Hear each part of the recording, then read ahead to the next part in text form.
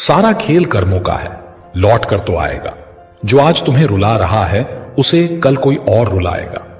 हम किसी ना किसी रूप में इस संसार से जुड़े होते हैं। हम जो भी कर्म करते हैं उसका प्रत्यक्ष या अप्रत्यक्ष रूप से संसार में प्रभाव पड़ता है। कर्मों का खेल इंसान के पास वापस आता है। अच्छे और बुरे कर्म को पहचानना न तो किसी संत के बस की बात है और न ही किसी ज्ञानी के बस की बात है। साधारण इंसान तो इसको जानता ही नहीं है। हर संत महात्मा, ज्ञानी और साधारण मनुष्य अपने निहित स्वार्थ के लिए बुरे कर्म को ही अपनी इच्छा अनुसार अच्छा बना लेता है। जिस प्रकार कर्ण, गुरु द्रोणाचार्य और कृपाचार्य ने अपने बुरे कर्म को और दुर्योधन के नमक के बदले अच्छे कर्म में बदलने की कोशिश की थी। बुरे और अच्छे कर्मों का फैसला दो प्रकार से होता है। एक तो सरकार और समाज फैसला करता है और दूसरा भगवान फैसला करता है। जो फैसला समाज और सरकार करती है वो तो गलत भी हो सकता है, पर जो फैसला भगवान करता है वो कभी गलत नहीं होता है। बुरे कर्मों का आधार भूख, धन, स्त्री, जमीन, सत्ता, यश, ईर्ष्या और शक्ति मुख्य तौर पर होते हैं। इन सब की प्राप्ति लिए मनुष्य बुरे और अच्छे कर्म करता है। अगर आप भूख से तड़फ रहे हैं तो आपको पेट भरने के लिए बुरे या अच्छे कर्म करने होंगे। अगर आपने किसी का भोजन छीना और खा लिया तो बुरा कर्म हो जाएगा। यह छीना हुआ भोजन आपकी आत्मा स्वीकार नहीं करेगी तथा यह बुरा कर्म आपके चित्त में संचित हो जाएगा। आप बुरे कर्म करके धन कमाते हो, जैसे आपने किसी का अपहरण किया, चोरी की, रिश्वत ली या डकैती डाली।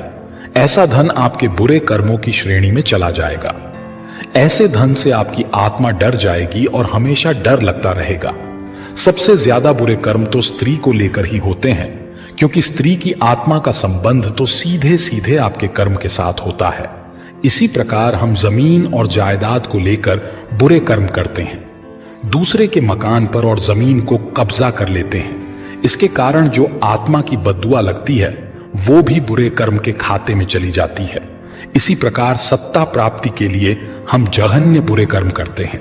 अपने निहित स्वार्थ के लिए लाखों लोगों की हत्या कर देते हैं या करवा देते हैं। इसी प्रकार हम अपने यश और शक्ति को बढ़ाने के लिए दूसरे लोगों के यश और शक्ति को कुचलते हैं।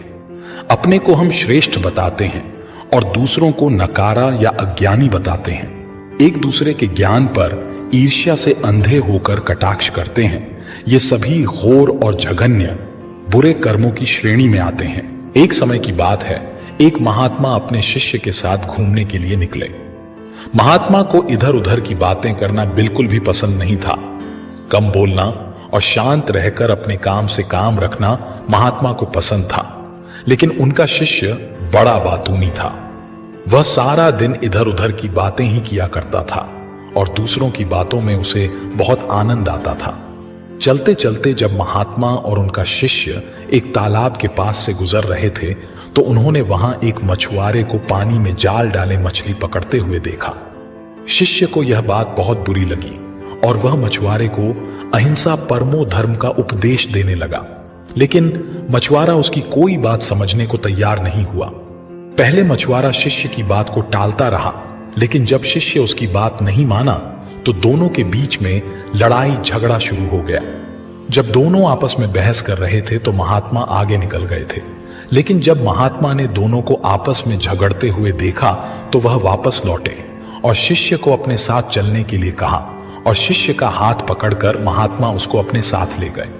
महात्मा ने शिष्य को कहा, बेटा, हमारा काम तो सिर्फ समझाना है, लेकिन भगवान ने हमें सजा देने के लिए धरती पर नहीं भेजा है। शिष्य ने कहा, गुरुजी, हमारे राजा को इस तरह के लोगों के बारे में पता है जो इस तरह के बुरे कार्य करते हैं और ना ही वह इनको दंड देते हैं। आखिर इस तरह के लोगों को सजा कौन देगा? शिष्य की बात सुनकर महात्मा ने कहा कि बेटा, तुम परेशान मत हो। इनको सजा देने वाली भी एक अलौकिक शक्ति इस दुनिया में है जो सब कुछ जानती है। भगवान की नजर सबके ऊपर है और वह सबके कर्मों का हिसाब रखते हैं। इसलिए तुम अभी चलो, तुम्हारा उससे झगड़ा करने का कोई फायदा नहीं है। शिष्य गुरुजी की बात सुनकर संतुष्ट हो गया और उनके साथ चल दिया। इस बात को बीते हुए 2 वर्ष का समय निकल चुका था। एक दिन महात्मा और उनका शिष्य फिर उसी नदी के पास से गुजर रहे थे। शिष्य भी 2 साल पहले वाली मछुआरे वाली घटना भूल चुका था। वहां उन्होंने एक घायल सांप को देखा जो बहुत परेशानी में था। उस सांप को हजारों चींटियां नोच नोच कर खा रही थीं। शिष्य ने यह दृश्य देखा तो उसका दिल करुणा से भर गया। उससे यह सब देखा नहीं गया। वह सांप को बचाने के लिए जाने ही लगा था कि महात्मा ने उसका हाथ पकड़ लिया और उसको जाने से मना कर दिया। शिष्य ने गुरु से पूछा, आप मुझे सांप को बचाने के लिए क्यों नहीं जाने दे रहे? महात्मा ने कहा, इस सांप को अपने कर्मों का फल भोगने दो। अगर तुमने इसको बचाने की कोशिश की तो इस बेचारे को अगले जन्म में फिर यह दुख भोगने पड़ेंगे, क्योंकि कर्म का फल सभी को भोगना पड़ता है। शिष्य ने महात्मा से पूछा कि गुरुजी, इसमें ऐसा कौन सा कर्म किया है जो यह इतना भयंकर कष्ट भोग रहा है? महात्मा ने कहा कि यह वही मछुआरा है जिसको तुमने 2 साल पहले मछलियों का ना मारने का उपदेश दिया था और वह तुम्हारे साथ लड़ने के लिए तैयार हो गया था। वह मछलियां ही, यह चींटियां हैं जो इसको नोच नोच कर खा रही है। शिष्य महात्मा की बात सुनकर हैरान हो गया और उसने महात्मा से पूछा कि गुरुजी, यह तो बड़ा ही अजीब सा न्याय है। महात्मा ने कहा, बेटा, इस दुनिया में है स्वर्ग और नरक के सारे दृश्य मौजूद हैं। तुम्हें इस धरती पर हर जगह ईश्वर के न्याय के नमूने देखने को मिल सकते हैं। इसलिए अपने कर्म को हमेशा याद रखना चाहिए, क्योंकि सच यही है, जो हम करेंगे वह एक दिन हमें भोगना ही पड़ेगा। महात्मा ने कहा कि हमारे जीवन का हर पल बहुत ही कीमती है, इसलिए इस जीवन को बुरे कर्म करके बर्बाद नहीं करना चाहिए। शिष्य को गुरु जी की बात समझ में आ गई। दोस्तों, यदि हम अपने जीवन में बहुत ज्यादा अच्छे कर्म करते हैं तो उसी के फलस्वरूप भगवान हमारे साथ न्याय करेंगे। इसीलिए हमें जीवन में हमेशा अच्छे कर्म करने चाहिए। अवशेष मात्र भी बचता नहीं है किसी का, यहां बची रहती है तो बस सबके कर्मों की कहानियां। किनारे पर बैठकर भी वो डरते हैं। हृदय जिनके बुरे भावों से भरे रहे, बीच भंवर में भी निर्भीक खड़े रहे, वो अच्छे कर्मों का जो जीवन लक्ष्य करे रहे। कभी कभी भुगतना पड़ जाता है दूसरों के कर्मों का फल भी। समझ लेना कि कोई कर्ज था जो आपने उतार दिया। कोई भी धर्म कभी भी अच्छे कर्म की बाधा नहीं बनता। फिर भी चुनना पड़ जाए कभी तो कर्म ही चुने। परिभाषा में अगर फंस जाएं कभी अच्छे और बुरे कर्मों की, तो एतबार अपने मकसद पर कर लेना। अच्छे कर्मों की है निशानी यही, चैन और सुकून खोने नहीं देते। बाधाओं की नदी हो कितनी भी गहरी, हौसले की नैया डुबोने नहीं देते। कहता है कर्म यही, तू मुझे करता चल, अच्छा या बुरा यह तो तुझ पर निर्भर। आने वाले कल में फल उसका ही पाएगा जो बीज तूने बोए आज धरा के भीतर। अच्छे कर्मों में निवेश कीजिए, जो आपको वापसी में मिलेगा वो आपकी उम्मीद से कहीं ज्यादा होगा। स्थापित है समाज में मापदंड अच्छे बुरे कर्मों का, मगर आप चयन उन्हीं कर्मों का करें जो आपके चरित्र की परिभाषा हो। अच्छे कर्मों का फल शायद आप बांट भी सकें, बुरे कर्मों का फल आपको स्वयं भुगतना होगा। कर्म अच्छा है या बुरा, इस बात का फैसला आप नहीं, कर्म का मकसद तय करते हैं। ये तुम्हारी मेहनत की कहानी है, जिंदगी भर तो रहेगी ही, जिंदगी के बाद भी रहेगी। एक शहर में एक बहुत ही बुजुर्ग महिला रहती थी। वह महिला सभी से मिलजुल कर रहा करती थी और उस बुजुर्ग महिला ने अपने पूरे जीवन में हर भगवान की आराधना और बहुत सारा दान और दक्षिणा कर रखी थी। एक दिन अचानक से उस बुजुर्ग महिला की तबीयत खराब हो जाने के कारण उसका निधन हो गया। तभी उस बुजुर्ग महिला के लड़के और उसकी पत्नी ने अपनी मां का अंतिम संस्कार बहुत अच्छे से किया। तभी उस बुजुर्ग महिला के निधन के बाद यमराज ने अपने 2 सेवकों को नीचे भेजा कि जाओ तुम उस बुजुर्ग महिला को ले आओ। जैसे ही यमराज के सेवक उस बुजुर्ग महिला को लेने के लिए आए तो वह बुजुर्ग महिला उनके साथ जाने लगी। थोड़ी दूर चलने के पश्चात रास्ते में एक बहुत ही गहरी नदी मिली, जहां पहुंचकर यमराज के सेवकों ने उस बुजुर्ग महिला से कहा कि क्या तुमने अपने जीवन में कभी भी गौदान किया हुआ है? तब वह बुजुर्ग महिला सच्चे मन से गाय का ध्यान करने लगती है। तभी वहां पर अचानक से एक गाय प्रकट हो जाती है, जिसकी पूंछ पकड़कर वह बुजुर्ग महिला उस नदी को पार कर जाती है। फिर थोड़ी दूर आगे चलने के पश्चात रास्ते में बहुत सारे काले कुत्ते आ जाते हैं, जिनको देखकर यमराज के सेवक उस बुजुर्ग महिला से कहते हैं कि क्या तुमने अपने जीवन में कुत्तों को दान दिया था? तब वह बुजुर्ग महिला एक बार फिर से सच्चे मन से कुत्तों का आवाहन करने लगती है।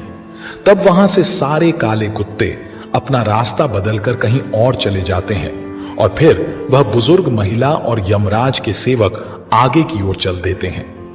थोड़ी दूर चलने के पश्चात जब वह बुजुर्ग महिला और यमराज के दोनों सेवक आगे की ओर बढ़ने लगते हैं तो उस बुजुर्ग महिला के पैरों में कांटे चुभना शुरू हो जाते हैं, जिसके बाद यमराज के सेवक कहते हैं कि क्या तुमने कभी भी अपने जीवन में खड़ाऊं दान की है? जिसके बाद वह बुजुर्ग महिला उनकी बात सुनकर खड़ाऊ का आवाहन करना शुरू कर देती है। देखते ही देखते उस बुजुर्ग महिला के पैरों में खड़ाऊ आ जाती है और वह बुजुर्ग महिला और यमराज के दोनों सेवक आगे की ओर चल देते हैं, जिसके बाद दोनों सेवक वह उस बुजुर्ग महिला को यमराज के पास ले जाते हैं और फिर यमराज बुजुर्ग महिला को चित्रगुप्त के पास ले जाते हैं। तभी चित्रगुप्त यमराज से कहते हैं, यह कौन है और आप किसको लेकर यहां आए हैं?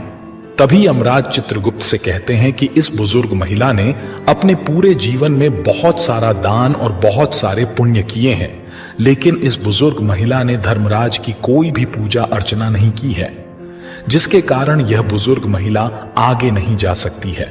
यह सुनकर वह बुजुर्ग महिला बहुत आश्चर्यचकित हो जाती है, जिसके बाद उस बुजुर्ग महिला ने यमराज से कहा कि आप मुझे 7 दिन का समय दीजिए और मुझे वापस धरती लोक पर भेज दीजिए, जिसके बाद मैं इन 7 दिनों में धर्मराज की पूजा अर्चना, उनका व्रत और उद्यापन करके वापस आ जाऊंगी।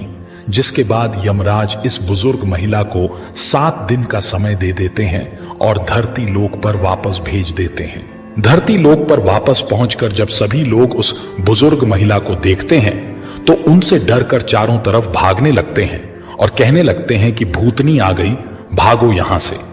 यहां तक कि जब वह बुजुर्ग महिला अपने बेटे और बहू के पास जाती है तो वह भी उनसे डरकर अपने गेट को बंद कर लेते हैं। जिसके बाद वह बुजुर्ग महिला अपने बेटे बहू का और सभी लोगों को बताती है कि मुझे यमराज ने 7 दिन का समय दिया है, क्योंकि मैंने धर्मराज का कोई भी व्रत उद्यापन और पूजा नहीं किया है, जिसको ना करने की वजह से मैं स्वर्ग लोक में नहीं जा सकती हूं। अब मैं यहां धरती लोक में धर्मराज की पूजा अर्चना, उनका उद्यापन करने आई हूं। यह सुनकर उस बुजुर्ग महिला के लड़के और उसकी पत्नी अपनी मां को पूजा करने के लिए सभी वस्तुएं लाकर दे देते हैं। उसके बाद वह बुजुर्ग महिला धर्मराज की पूजा करना शुरू कर देती है और उनका उद्यापन करने के बाद जब वह सभी को कहानी सुनाना शुरू करती है तो सभी लोग वहां से उठकर भाग जाते हैं। जिसके बाद वह बुजुर्ग महिला अपनी पड़ोस में एक महिला से कहानी सुनने का आग्रह करती है और वह महिला कहानी सुनने को तैयार हो जाती है। जिसके बाद वह बुजुर्ग महिला उसको पूरी कहानी सुना देती है और पूजा अर्चना करने के 7 दिन बाद धर्मराज उस बुजुर्ग महिला से प्रसन्न होकर उसको स्वर्ग में आने के लिए अपना जहाज नीचे धरती लोक पर भेज देते हैं। उस जहाज को देखकर सभी लोग बहुत ही आश्चर्यचकित हो जाते हैं। उस बुजुर्ग महिला के साथ जाने के लिए आगे आ जाते हैं। तभी वह बुजुर्ग महिला सभी लोगों से कहती है कि तुम लोगों ने धर्मराज की कहानी नहीं सुनी है, जिसके कारण तुम लोग मेरे साथ नहीं जा सकते हो। मेरे साथ सिर्फ यह मेरी पड़ोस की साथी ही जा सकती है, क्योंकि इसने पूरी कहानी बैठकर सुनी थी। जिसके बाद सभी लोग उस बुजुर्ग महिला से कहानी सुनने के लिए निवेदन करने लगते हैं और तभी वह बुजुर्ग महिला सभी को कहानी सुना देती है। जिसके बाद सभी लोग उस जहाज में बैठकर स्वर्ग लोक पहुंच जाते हैं। स्वर्ग लोक में सभी लोगों को देखकर धर्मराज कहते हैं कि मैंने तो सिर्फ इस बुजुर्ग महिला के लिए जहाज भेजा था, यहां पर तुम लोग कैसे आ गए?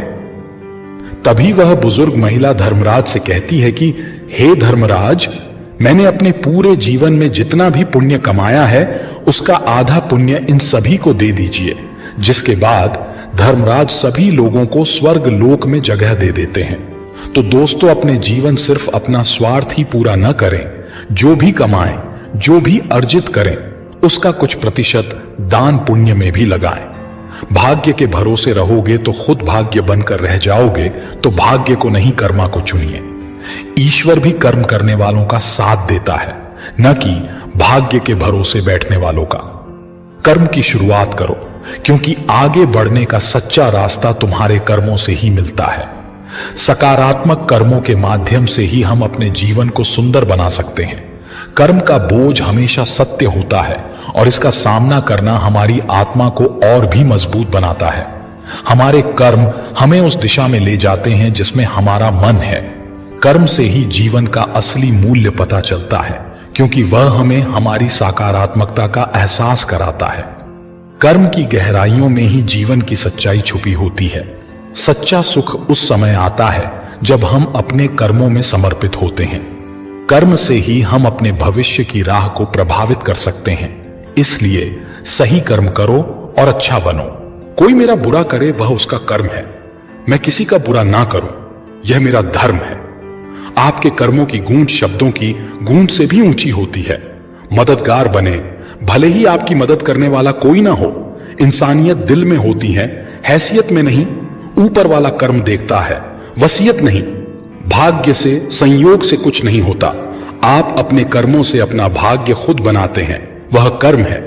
हर किसी को कर्म भोगना पड़ता है। अच्छा या बुरा कर्म की पहचान समय खुद देता है। कर्म करने से पहले सोचना बुद्धिमानी, कर्म करते हुए सोचना सतर्कता और कर्म करने के बाद सोचना मूर्खता है। आज हम जो भी अच्छा या बुरा कर रहे हैं, सब हमारे कर्मों का हिसाब होता है और हमारे कर्मों का फल हमें इस जन्म में मिल जाता है। अगर किसी के साथ अच्छा करेंगे तो आपको आपके कर्म उसका अच्छा फल देंगे। अगर आप किसी के साथ बुरा भी करोगे तो याद रखना आपका कर्म इसका जवाब देगा, जैसा आपने किया था। एक बात याद रखना कि कर्म पीछा नहीं छोड़ते, हमें सब भुगतना पड़ता है अपने कर्मों के हिसाब से। एक सेठ जी ने अपने मैनेजर को जरा सी बात पर इतना डांटा कि मैनेजर को बहुत गुस्सा आया, पर सेठ जी को कुछ बोल ना सका। वह अपना गुस्सा किस पर निकाले? वो गया सीधा अपने कंपनी स्टाफ के पास और सारा गुस्सा कर्मचारियों पर निकाल दिया। अब कर्मचारी किस पर अपना गुस्सा निकाले तो जाते जाते अपने गेट वॉचमैन पर उतारते गया। अब वॉचमैन किस पर निकाले अपना गुस्सा? तो वह घर गया और अपनी बीवी को डांटने लगा बिना किसी बात पर। बीवी भी उठी और अपने बच्चे की पीठ पर दो लगा दिए। अब बच्चा घर से गुस्से से निकला और सड़क पर सो रहे कुत्ते को पत्थर दे मारा।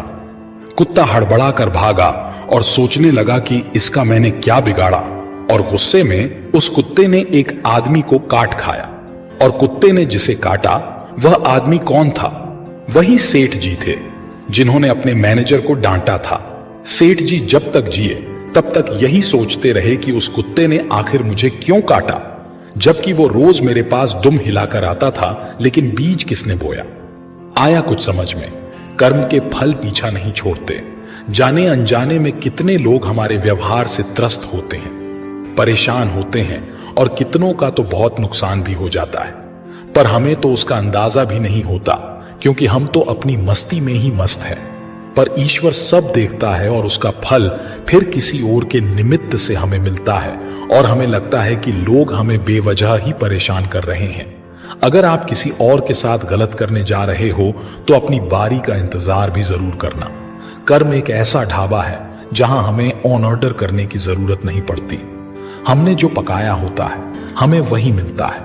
भगवान से ज्यादा कर्मों से डरिए। एक बार भगवान तो माफ कर सकता है, लेकिन कर्म नहीं। जैसे एक बछड़ा 1000 गायों की भीड़ में भी अपनी मां को ढूंढ लेता है, वैसे ही कर्मा करोड़ों लोगों में अपने कर्ता को ढूंढ ही लेता है। यदि कर्म का फल तुरंत नहीं मिलता तो इससे यह नहीं समझ लेना चाहिए कि उसके भले बुरे परिणाम से हम सदा के लिए बच गए। कर्म फल एक ऐसा अमिट तथ्य है कि जो आज नहीं तो कल भोगना पड़ेगा। कभी कभी इन परिणामों में देर इसलिए होती है कि ईश्वर मानवीय बुद्धि की परीक्षा करना चाहता है कि व्यक्ति अपने कर्तव्य धर्म को समझ सकने और निष्ठापूर्वक पालन करने लायक बुद्धि संचित कर सका है या नहीं। यदि हमें अपने कर्मों का फल इस जीवन में नहीं मिलता अथवा बुरे कर्मों का फल हमें नहीं भुगतना पड़ता, तो इसका मतलब यह नहीं है कि ईश्वर ने अपने क्षमा कर दिया। कार्य और कारण के नियम से न केवल प्रकृति बल्कि जड़ और चेतन जगत, जिसमें मानव भी शामिल है, बंधा हुआ है। इससे कोई बच नहीं सकता। भगवान ने मनुष्य को भला या बुरा करने की स्वतंत्रता इसलिए प्रदान की है कि वह अपने विवेक को विकसित करके भले बुरे का अंतर करना सीखे। तभी वह शोक संतापों से बचने में और सत्परिणामों का आनंद लेने के लिए स्वतः अपना पथ निर्माण कर सकने में समर्थ हो सकेगा।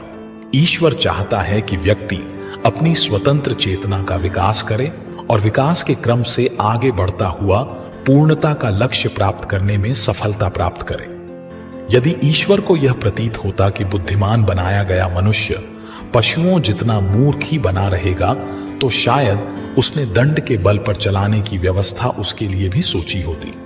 तब झूठ बोलते ही, जीभ पर छाले पड़ने, चोरी करते ही हाथ में फोद होने, कुविचार आते ही सिरदर्द होने जैसे दंड मिलने की व्यवस्था बनी होती। तब कोई मनुष्य दुष्कर्म करने की हिम्मत नहीं करता। लेकिन ऐसी स्थिति में मनुष्य की स्वतंत्र चेतना, विवेक, बुद्धि और आंतरिक महानता के विकसित होने का अवसर ही नहीं आता। इस प्रकार आत्मविकास के बगैर पूर्णता के लक्ष्य को प्राप्त कर सकने की दिशा में मनुष्य प्रगति कर ही नहीं सकता था। मन, प्राण, बुद्धि और इंद्रियों का एकाकार ही मानव शरीर की भौतिकवादी संरचना है। इसमें दुख और सुख समाहित है। प्रतिकूल परिस्थितियां दुख का आभास देती हैं और अनुकूल परिस्थितियां सुख का बोध कराती हैं। ये दोनों हमें प्रभु की कृपा से ही प्राप्त होते हैं, जो प्रत्येक मनुष्य के अपने अपने कर्मों, अकर्मों, विकर्मों और सकर्मों का प्रतिफल है। एक गांव में जमींदार और उसके एक मजदूर की साथ ही मौत हुई। दोनों यमलोक पहुंचे। धर्मराज ने जमींदार से कहा, आज से तुम मजदूर की सेवा करोगे। मजदूर से कहा, अब तुम कोई काम नहीं करोगे, आराम से यहां रहोगे। जमींदार परेशान हो गया। पृथ्वी पर तो मजदूर जमींदार की सेवा करता था, पर अब उल्टा होने वाला था। जमींदार ने कहा, भगवान, आपने मुझे यह सजा क्यों दी? मैं तो भगवान का परम भक्त हूं। प्रतिदिन मंदिर जाता था, देसी घी से भगवान की आरती करता था और बहुमूल्य चीजें दान करता था। धर्म के अन्य आयोजन भी मैं करता ही रहता था। धर्मराज ने मजदूर से पूछा, तुम क्या करते थे पृथ्वी पर? मजदूर ने कहा, भगवान, मैं गरीब मजदूर था। दिन भर जमींदार के खेत में मेहनत मजदूरी करता था। मजदूरी में उनके यहां से जितना मिलता था उसी में परिवार के साथ गुजारा करता था। मोह माया से दूर जब समय मिलता था तब भगवान को याद कर लेता था। भगवान से कभी कुछ मांगा नहीं।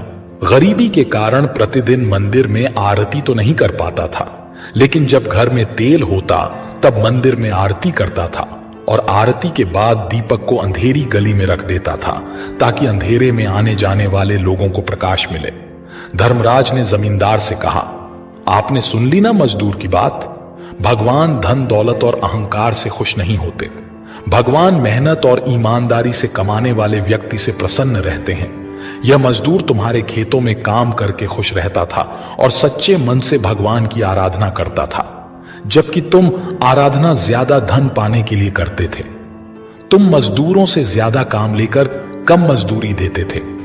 तुम्हारे इन्हीं कामों के कारण तुम्हें मजदूर का नौकर बनाया गया है, ताकि तुम भी एक नौकर के दुख दर्द को समझ सको। ये तो वक्त आने पर अंजाम पाओगे। तुम्हारे कर्मों का फल तुम इस जन्म में ही भुगत कर जाओगे। कर्म करो, फल की चिंता मत करो, मगर कर्म वही करो जिसका संभावित फल तुम्हारी चिंता का कारण न बने। सबको मिलता उतना जितना तकदीर दे, मगर आप कर्म के रास्ते अपनी तकदीर बदल सकते हो। अपना समय यह सोचकर बर्बाद ना करो कि दूसरों ने तुम्हारे साथ क्या बुरा किया। तुम्हारी जगह कर्मा को उनको जवाब देने दो। कर्म करने पर ही तुम्हारा अधिकार है, फल में नहीं। तुम कर्म फल का कारण मत बनो और अपनी प्रवृत्ति कर्म करने में रखो। जो अपने कर्म में विश्वास रखते हैं वो जीवन में कभी भी अपने नसीब को नहीं कोसते हैं। आप निरंतर सही कर्म करते रहिए। जिंदगी सदैव आपको खूबसूरत मौके प्रदान करती रहेगी। कर्म पथ पर चलते रहना ही तो जीवन हमारा है। रुक जाएंगे जिस दिन हम समझो अंत हमारा है। जीवन में कर्म के प्रति आपका पूर्ण समर्पण ही आपको आपके मन अनुसार फल प्रदान करता है।